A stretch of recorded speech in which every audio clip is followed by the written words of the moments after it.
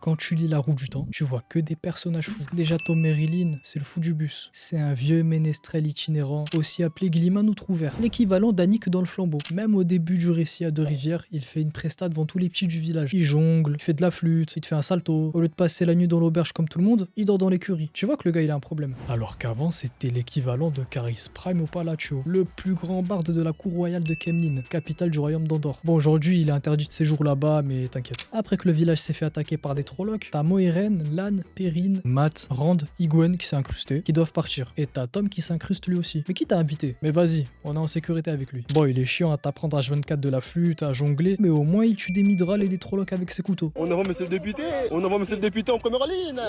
Après l'événement de Shadar Logoth, il se retrouve seul avec Rand et Matt. Et 3 minutes plus tard, il y a un Mythral qui spawn de nulle part. Tom il se bat seul contre lui et on le revoit plus. Arrivé à Kemlin, Rand et Matt apprennent que l'ancien était très proche de la reine, vraiment trop proche. Mais un jour son neveu il a eu des problèmes avec des Aes Sedai, plus précisément l'Aja Rouge, parce qu'il savait canaliser, en gros maîtriser la magie. Si tu sais canaliser que t'es un homme, C'est trop dangereux. parce que le ténébreux il a souillé, je vais pas vous expliquer. Vas-y, il est parti pour aider son neveu sans prévenir personne. Depuis, la reine elle a trop la haine qu'il est parti comme ça. Et c'est pour ça qu'il est fiché à sa Kemlin. En plus son neveu il s'est fait attraper par les Aes Sedai. Mais le pire, dans le tome 2, la grande quête, on revoit Tom à Kerian, une autre capitale d'un autre royaume, avec une fille qui a 20 ans, à peu près. Elle est amoureuse de lui. Comment ça, mon ref? Moi, tu me parles pas d'âge. 2 minutes après, elle meurt, à cause du roi de Kerian. Et là, Tom, il veut se taper contre le roi. Et je me suis arrêté ici, j'ai pas encore lu les autres tomes. Dans la série, je trouve que Tom est moins similaire à celui des livres. Il fait moins mentor et moins protecteur. Par contre, en saison 3, la prestation, la grosse masterclass qui t'a lâché avec Elaine, The Hills of Tenchiko, c'était trop bien.